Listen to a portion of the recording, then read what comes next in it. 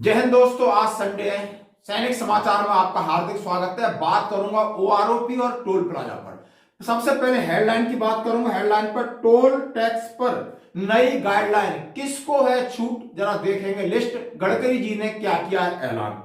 OROP पर update, 9 तारीख को होगा फैसला, किसको कब और कितना मिलेगा। अफसरों को ज्यादा मिलता दिख रहा है। खबरें करते विस्तार से। सबसे पहले बात करूंगा नई गाइडलाइन की, यानी गडकरी जी ने क्या कौन सी नई गाइडलाइन जारी की, उसके बारे में ओआरओपी पे बड़ी बात करने वाला हूं।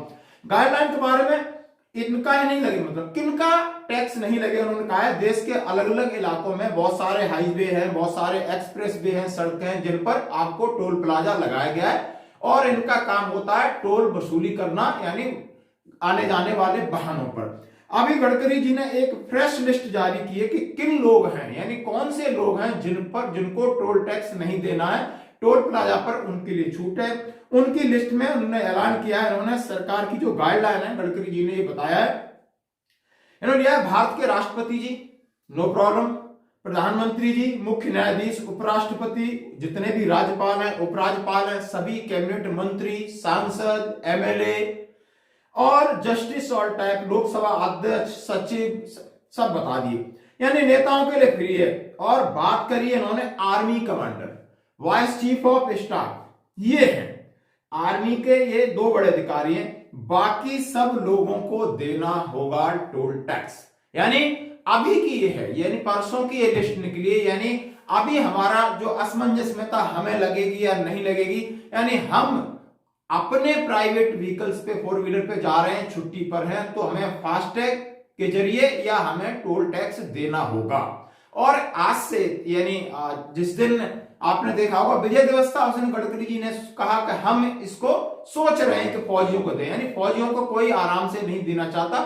फौजी बहुत बड़ा शायद लग रहा है बोझ है, कोई भी चीज देना हो इसी तरह आनाकानी होती है। और उसी चीज का दूसरा नमूना, यानी दूसरा देख लेते हैं, इसके ऊपर आपको यकीन जरूर होगा, यकीन जरूर होगा। यानी 1 रैंक 1 पेंशन और पेंशन रिवीजन, जिसके बारे में हमेशा कहता आया हूं कि ये उन लोगों के लिए है, किन लोगों के लिए, जेसीयू जवानों के लिए खासकर। और कौन जवान, जो सिपाही से, नायक से, हवलदार से रिटायर्ड होते हैं, जिनकी उम्र लगभग 35 साल होती है, और जब वो रिटायर्ड होके आते हैं उनके घर में बहुत बड़ी जिम्मेदारी होती है। ये है इसका आधार, ये है इसका आधार। इस आधार के सारे बिल्डिंग किसकी खड़ी हुई, बिल्डिंग हुई है, जरा हम देखते हैं। अब इस आधार को पैमाना रखते हुए पेंशन रिवीजन ओआरओपी का निर्माण किया गया, और इस निर्माण में अभी जो गाइडलाइन जारी की, आपने देखा होगा 4 जनवरी का लेटर, उस निर्माण में दिखाई दे रहा है कि आधार तो हमें, लेकिन बिल्डिंग किसी दूसरे की बन गई। यानी प्रीमेचर को मिलेगा नहीं, वो खत्म, मेडिकल वालों को मिलेगा नहीं, वो खत्म, बचे कौन से, जिसकी कम है।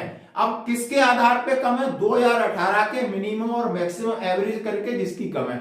हमें नहीं लगता कि 2018 से बहुत कम लोगों की बहुत कम पेंशन बढ़ने के पूरे अंदेशा है। बहुत कम लोग, यानी मेरे हिसाब से जो बहुत पुराने उनकी होगी। और बाकी रैंक बता देता हूं, सिपाही और लेस नायक, नायक हवलदार तक छोटा मोटा बढ़ेगा।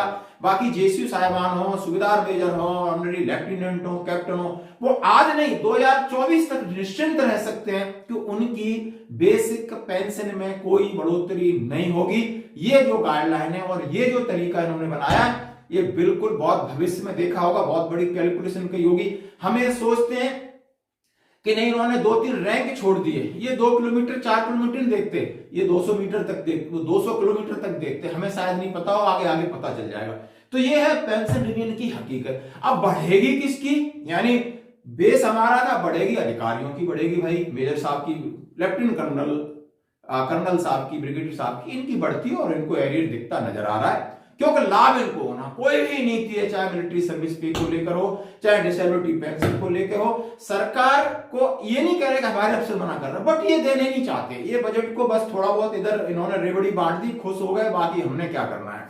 तो ये है इनकी नीति। आप समझ सकते हो कि आपको क्या मिलेगा। टोल टैक्स का भी कंफ्यूजन आज दूर हो गया है। कल का है national highway authority of India का लेटर है ये। इसमें कहीं आप झगड़ा वगड़ा नहीं करना, आपके ऊपर और पुलिस केस हो जाएगा। और आप सर्विंग है, आई कार्ड दिखाते हो तो और यूनिट में भेजेंगे, आपको और दिक्कत होगी, क्योंकि शायद ये कानून का वायलेशन में आएगा, इसलिए मैं अपने जवानों को रिक्वेस्ट करता हूं इस चक्कर में ना पड़े, अपना फास्ट टैग कराएं जब तक इसका डिसीजन नहीं आता है। आज की खबरों में इतना ही, बने रहिए हमारे साथ। जय।